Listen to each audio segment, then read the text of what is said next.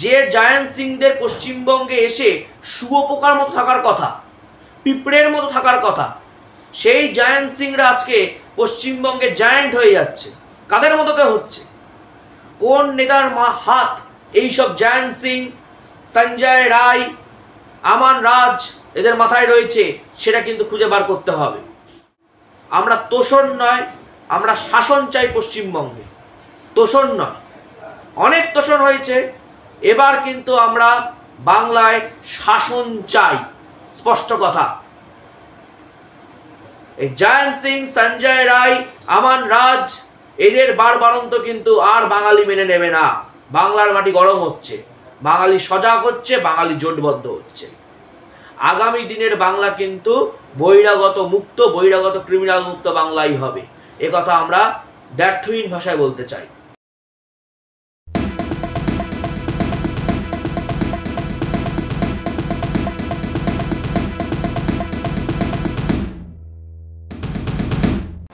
আরজিকর কাণ্ডে তিলোত্তমার খুন এবং ধর্ষণকে কেন্দ্র করে তদন্ত করছে সিবিআই। প্রায় 58 দিন পর চার্জশিট পেশ করল সিবিআই শিয়ালদা আদালতে।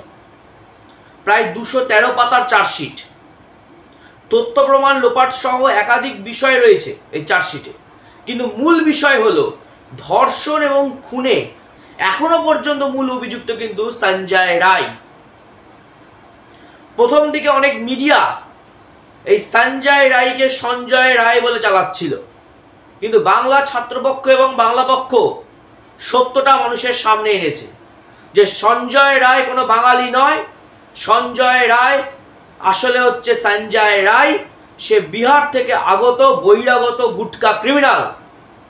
হয়তো এর সঙ্গে আরো অনেকে যুক্ত থাকতে পারে, সেটা তদন্ত চলছে, কিন্তু এখনো পর্যন্ত মূল অভিযুক্ত কিন্তু সঞ্জয় রায়। এটা সিবিআই চার্জশিটও কিন্তু স্বীকার করে নিল।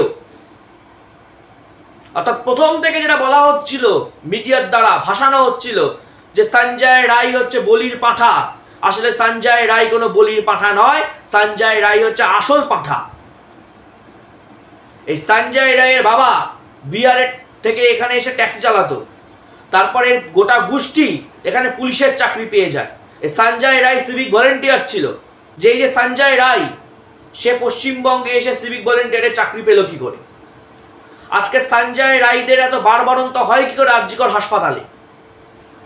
এরকম হাজার হাজার সঞ্জয় রায় সিভিক ভলেন্টিয়ারে ঢুকে বসে রয়েছে, পুলিশের চাকরিতে ঢুকে বসে রয়েছে হাজার হাজার সঞ্জয় রায়।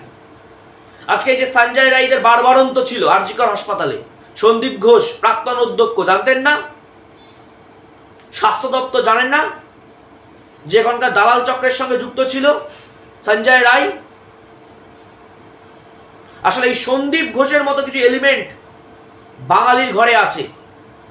বাঙালির ঘরে জন্মানো কিছু বিভীষণ মির্জাপুর, এই সন্দীপ ঘোষ, এরা হচ্ছে এক একজন বিশ্ব মানব বাঙালি, মহাপুরুষ বাঙালি। এরা যারা বাঙালি অবাঙালি করে না বলেই আজকে সঞ্জয় রায়দের এত বারবারন্ত। সন্দীপ ঘোষের যে দেহরক্ষী ছিল সেটা একটা দেশওয়ালি, ভাবুন একবার। তারপরে আমরা হাওড়ার ক্ষেত্রে দেখলাম 13 বছরের নাবালিকাকে শ্লীলতাহানি করার অভিযোগ কার নামে? আমান রাজ। সেও একটা বহিরাগত দেশওয়ালি, ল্যাব টেকনিশিয়ানে চাকরি করে হাওড়ার হাসপাতালে। এই আমান রাজ, সঞ্জয় রায় তো বারবারন্ত হচ্ছে কি করে বাংলায়? তারা কি করে পশ্চিমবঙ্গে এসে একাধিক চাকরি বাগিয়ে নিচ্ছে? এগুলো বুঝতে হবে কাদের মদতে হচ্ছে।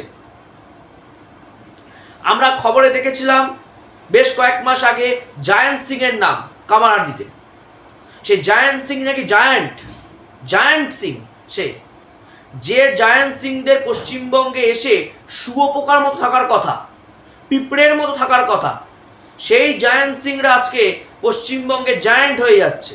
কাদের মতোতে হচ্ছে? কোন নেতার হাত এইসব জায়ান্ট সিং, সঞ্জয় রায়, আমান রাজ এদের মাথায় রয়েছে সেটা কিন্তু খুঁজে বার করতে হবে। কাদের ইন্ধনে হচ্ছে এগুলো?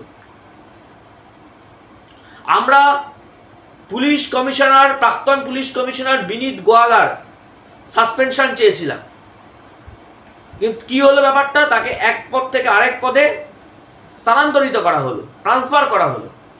তার বিরুদ্ধে কোনো কড়া অ্যাকশন নিল না রাজ্য সরকার, রাজ্য প্রশাসন। ধিক্কার জানাই আমরা, ধিক্কার। আমরা বলেছিলাম পুলিশ কমিশনার নগরপাল হিসেবে একজন বাঙালিকে বসানো হোক, সুপ্রতিম সরকার কিংবা দময়ন্তী সেনদের মতন কোনো বাঙালি সেই পদে বসুক। কিন্তু আমরা কি দেখলাম, বিনীত গোয়েলের পর সেই পুলিশ কমিশনার পদে বসলো আরেক দেশওয়ালি ভাই মনোজ ভার্মা। কারা বহিরাগতদের ইন্ধন দিচ্ছে সেটা আপনারা বুঝতে পারছেন। Manoj Verma police commissioner, Sanjay Roy civic volunteer, আরজি করে দালাল চক্রের সঙ্গে যুক্ত ছিল। আমান রাজ হাওড়া হাসপাতালে ল্যাব টেকনিশিয়ানে চাকরি করে, ঠিক আছে। জায়ান্ত সিং, ঠিক আছে। বুঝতেই পারছেন কি ব্যবস্থা তৈরি হয়েছে পশ্চিমবঙ্গে। এই যে বাস্তবিক পরিবেশ আজকে পশ্চিমবঙ্গে তৈরি হয়েছে, এই পরিবেশকে পরিবর্তন করতে চায় বাংলা ছাত্রপক্ষ।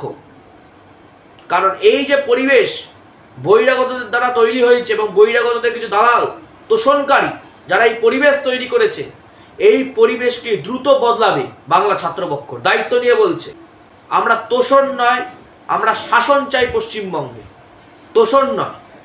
অনেক তোষণ হয়েছে, এবার কিন্তু আমরা বাংলায় শাসন চাই, স্পষ্ট কথা। এই জায়ান্ত সিং, সঞ্জয় রায়, আমান রাজ এদের বারবারন্ত কিন্তু আর বাঙালি মেনে নেবে না।